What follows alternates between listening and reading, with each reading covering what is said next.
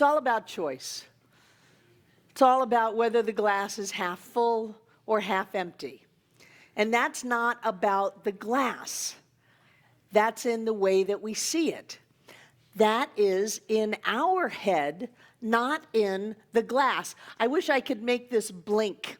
It's all in your head. I wish I could go around with a sign blinking in front of me 24 hours a day. It's all in your head. It has nothing to do with outer circumstances, no matter what they look like, no matter how many other people believe that it has to do with outer circumstances. It's all in our head, and guess what?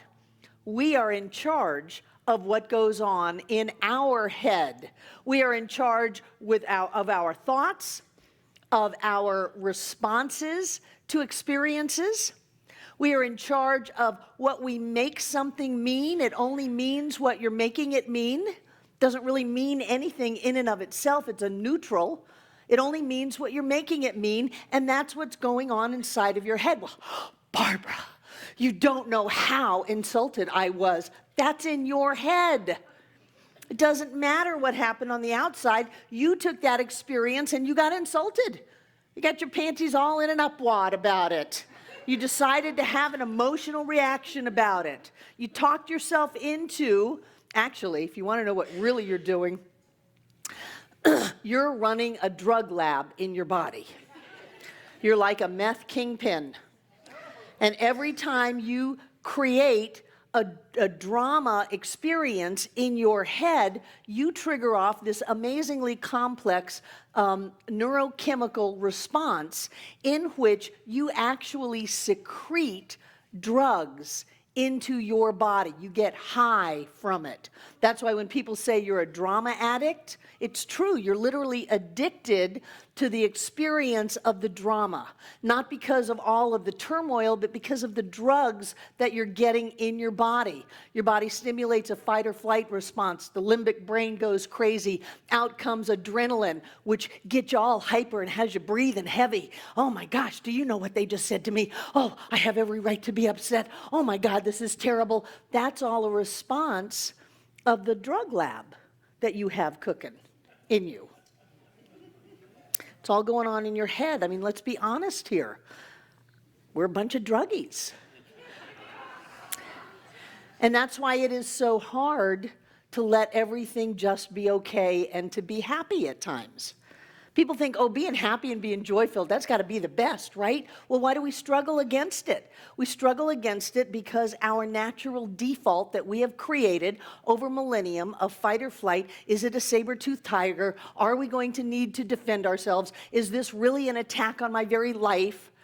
We've developed that to where we're dependent on it for a sense of security, and so we create drama. But it's not real. That's the thing. It's all in your head. You could just as easily have had a different response. There are people in this room this morning that have had very different responses to things that are going on. Some people have had a wonderful experience, and some people have had some trials. As you leave the room, if we were to take a survey and people were honest, different people would have different experiences. Well, mine was too hot. Mine was too cold. My seat was too soft. My seat was too hard. Do you know somebody sat in my seat? Right? The music is too loud. The music is too quiet. Well, that person came and sat with somebody else, and that must mean that they don't like me anymore. It's all in our head. We make all of this stuff up. And then because we are such powerful, creative, spiritual beings alive and well on planet Earth, we manifest that. And then instead of looking at it and go, wow, I created that, I thought it, and I made that happen, we look at the experience and go, well, I was right all along. Life is hard. It's a struggle. Things are going to be lost. Other people won't do what I want them to do. I was right all along. No, we made it all up in our heads. We are amazing, amazing creative beings. We hold the power of all creation in our thoughts. And you know, it's all in your head. It's not in our head. That's a figure of speech. It's not like it's going, and there were a lot of images that had the head opening up and things like that. No, it's not really in your head, it's in your thoughts. It's in your beliefs, it's in your responses, it's in your choices. Happiness is my choice. So let's choose to be happy. But that means we may go into some withdrawals. And they are physical as well as mental and emotional, because we have to get used to the feeling of being happy. One of the books that I read long time ago was Women Who Love Too Much. It's by Melanie Beattie. It's about codependency. And when people are codependent, you know, the traditional image of codependency is Al-Anon. And so you've got an addict, and then the spouse of the addict helps the addict with their addiction, so they don't get upset, so they don't have problems. It's very dysfunctional, and it comes from a huge sense of lack of self-worth. And when you grow out of that, you have to learn and get used to having people around you that are nice. And it's hard. I know for me, when I've been used to the bad boy scene, being around somebody who opened the door for me was, whoa, is that for me or is someone else over here coming through that door? I had to get used to things being quiet and calm and like having enough money and having things work out for me. I had to get used to that. But I guarantee you, at least from my point of view, it was easier to get used to that than it was to continue living the life of drama and trauma that I had so effectively created up until then. So when you are looking at these teachings and saying, oh, well, I created that, it's not really real, it's real. It's just not the truth. When people look at someone, let's say in the medical profession, and they go, oh, it's just all in your head. I remember when fibromyalgia was first coming out, and people would be in terrible pain. And the doctors would just say, oh, it's all in your head. There's nothing that a test will show, because they didn't have a test for it. And so they would say, it's just all in your head. And it was discounting it as if the experience wasn't real. The experience is real, and it's all in our head. If it's all in our head, then we can change it by what we're thinking about, by what we're focusing about, by what we're believing, by the choices that we are making in life. We can change that because we are the masters of our fate. We are the captains of our ship. We get to create the life of our dreams, but we have to be the causal point for that life, meaning that life comes from the inside out. Most people live from the outside in. Deepak Chopra called that being outer referenced. I will think about myself what you think about me. So if you like me, I'm feeling good about myself. But if you don't like me, or if you don't like my talk, or if you don't like the way I look, or if you don't like my clothes, or if you don't like what I did, then I feel terrible. That's crazy. That's being outer referenced. There are a lot of people in the world that don't like me. I was really lucky. I grew up with a lot of people not liking me, so I got over it really fast. People in my family didn't like me. People in my school didn't like me. People in my church really didn't like me. So I got over that needing everybody's approval. And I can look inside of myself and say, well, I feel good about who I am. I would do it all over again. And so I'm feeling fine with that. But when we are making up stories about what life is about, then we are orchestrating a movie called our experiences. And it is everywhere from our physical state to our financial prosperity, to our relationships, to whether or not the sun is shining. Do you know there are some people who have shut down their experience of life so much that they do not see the colors as brightly as they could? That's why when people go through therapy, they'll have a breakthrough and they'll say, the colors are bright. Yeah, you were so shut down that you couldn't see the sunlight or the blue skies. And then we think that that's normal, but it's not. We are amazing spiritual beings alive and well on planet Earth. We are meant to live the life of our dreams. I will say that over and over and over and over again. We are meant to live the life of our dreams, and we can if we figure out what's going on inside of us. How are we making this mean? What are we making this mean? Are we making it as a personal attack? Another question is, when have I felt like this before? I love to ask that in counseling. When have you felt like this before? Oh, I felt like it all my life. Well, maybe it's not this person, place, or thing. Maybe it's what's going on inside of us. Maybe it's what we have going on in our head.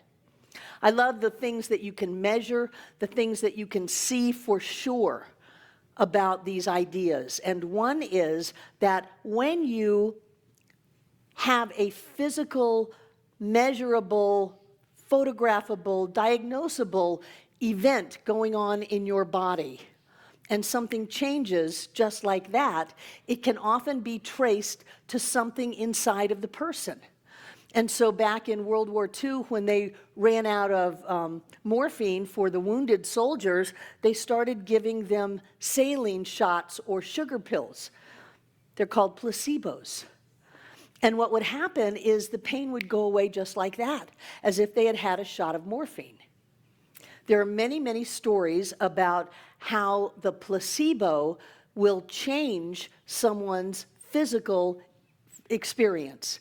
Blood pressure will go down, cholesterol will go down, tumors disappear overnight. Bernie Siegel in Love, Medicine, and Miracles told a story about a man who had grapefruit-sized tumors all through him, and the medical profession had given up, and this was before there were a lot of controls that are here today. One doctor said, let me just do an experiment on the guy, tell him that there's a new medicine, just came in, right under the wire, he's in, come in, get your shot. Overnight, all of the tumors disappear. My own sister had a tumor disappear from the night before when they took the x-ray until the next morning when they opened her up, it was gone. Just like that. What is going on in our head? If we believe that it's gone, and she, by the way, did a release process with her Science of Mind minister that night. If we believe that it's gone, it wasn't me. If we believe that it's gone, the body will change just like that. What about multiple personality disorders? Do you ever hear about those? You ever know anybody like that? They're kind of flippy. That was a joke. They flip back and forth. One personality cannot see without glasses. Another personality has to have a shot of insulin handy because when they come out, they're diabetic, measurable, and if they don't get that shot of insulin, then the body would die. The other personality comes back and it needs neither insulin nor glasses, but speaks another language.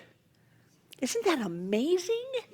What is it that we're telling ourselves? It's all going on inside of our head.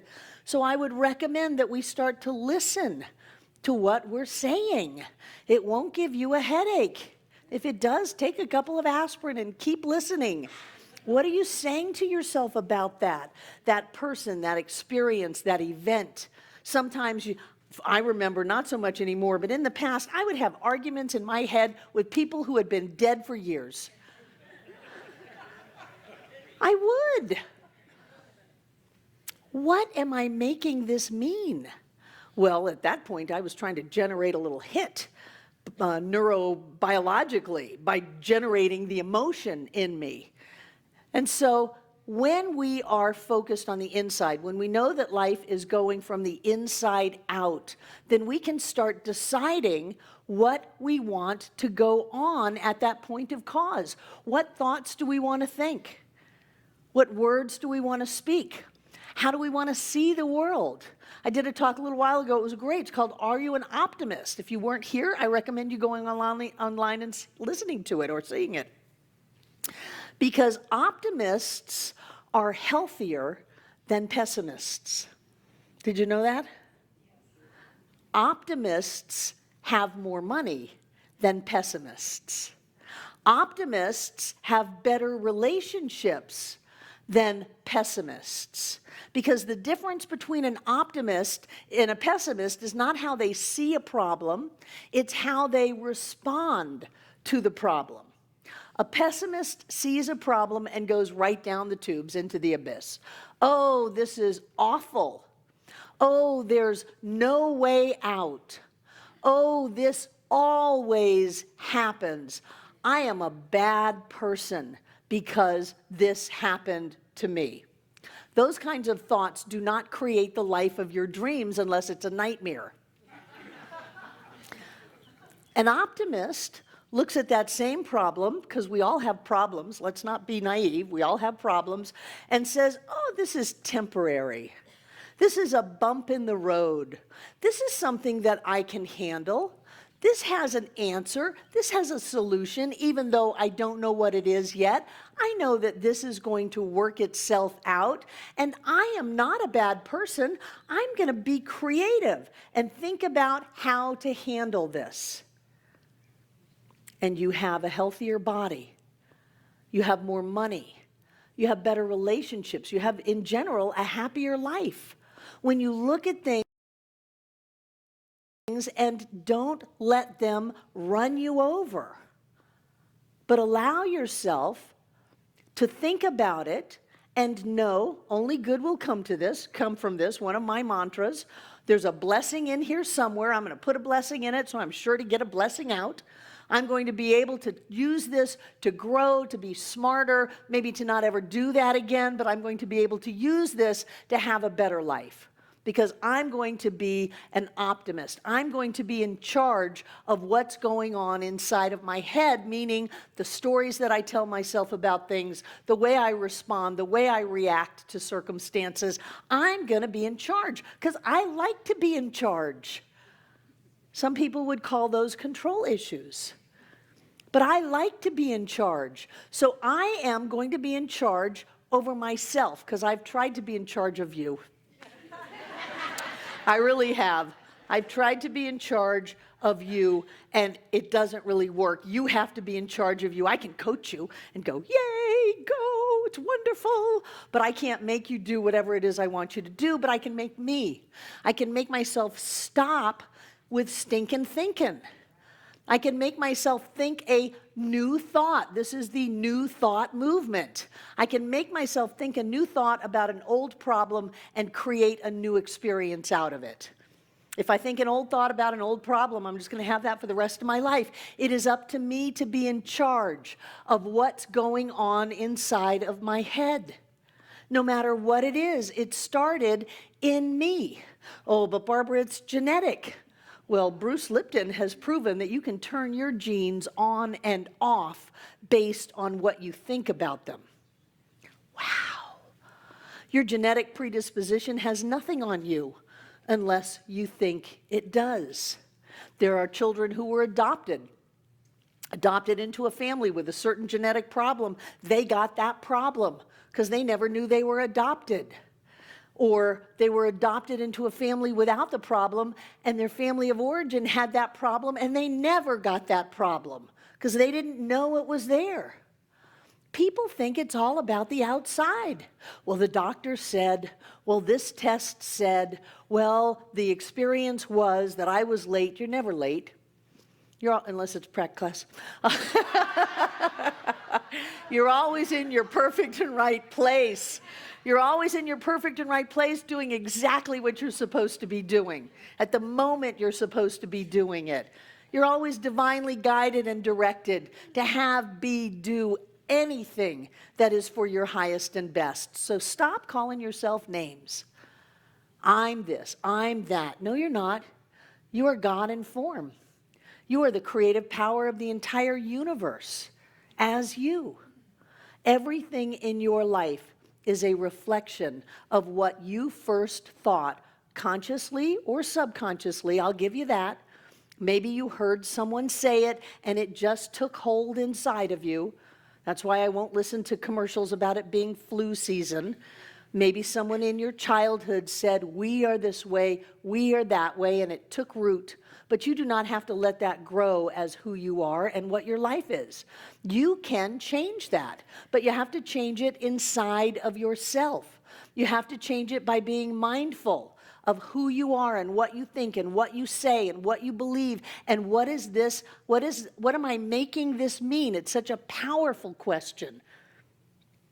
What am I making this mean? And if it's anything less than God is all that there is, I am a manifestation of spirit. Everything in my life is a blessing. I am creative and powerful beyond my wildest dreams. All is well. If it's anything less than that, then it is on you to change that. No one else can do it. No one can make you think anything. And no one can stop you from thinking anything. Again, I can encourage you. I can cheer you on. This center can be a great place of support. But in the end, it's you. It's all about you. Because it's all in your head. And so it is. Thank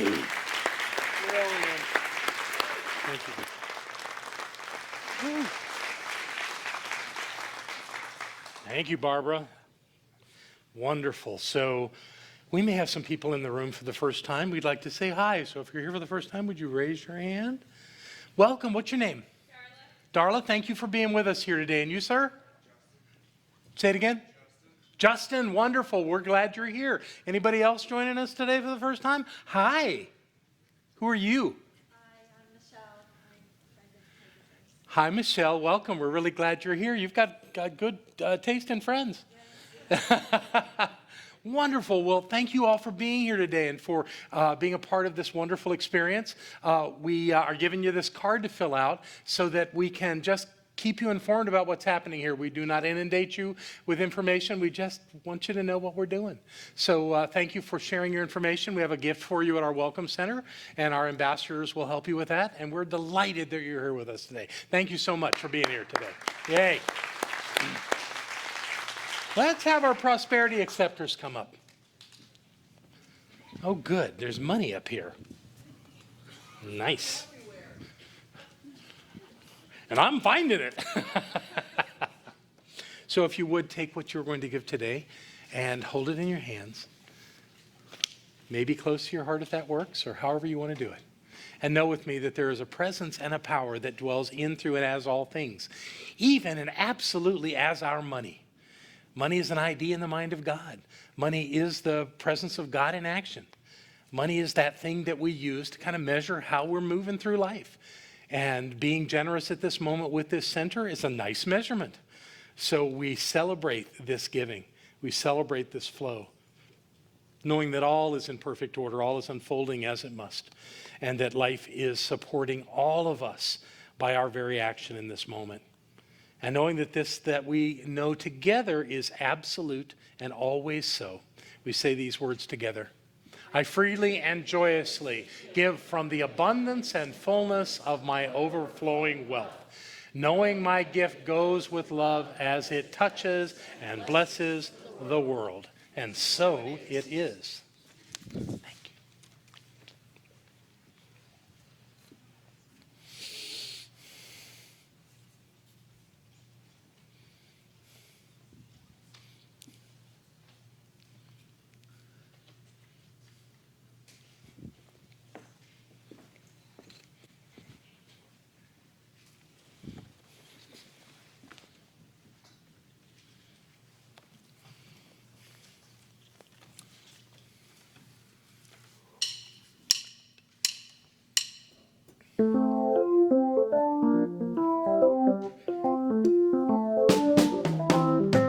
In the empire of the senses, you're the queen of all you survey.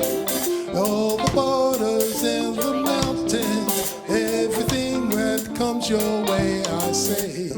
There is a deeper wave than this, rising in the world.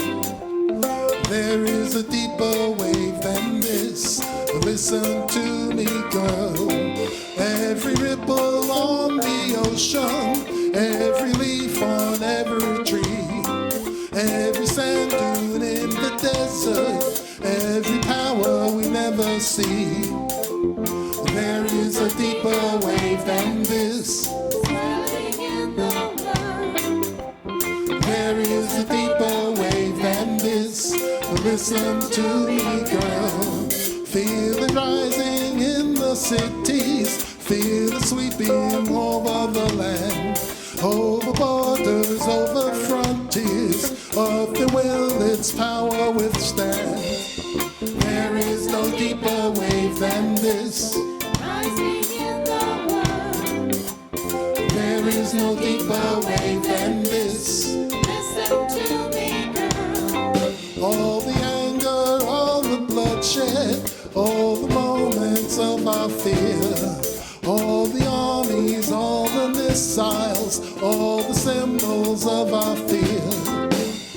There is no deeper wave than this. Rising in the world.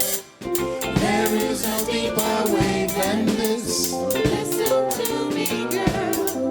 At the still point of destruction, at the center of the fury, all the angels and the others, all around us, can't you see? There is a deeper wave than this. Rising in the land. There is a deeper wave than this. Nothing will withstand. I say love.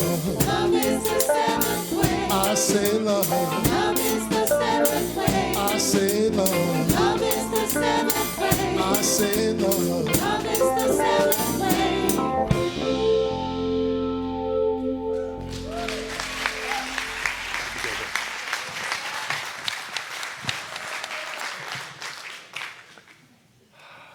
Thank you. So on behalf of a very grateful spiritual community, I accept these gifts. And I know that they mean different things to different people because everybody flows through their heads. Yet it's all a gift, it's all love. And I know that this community is blessed by it. Blessed by the money that is counted and put in the bank and used to pay the bills, but also far beyond that, the energy that it leaves right here, always, touching the people in this room, touching the people who watch us online, creating a better world, truly. So thank you for being a part of that. Thank you for receiving and thank you for giving. It's a lovely flow, and so it is. Ooh, I bet there's children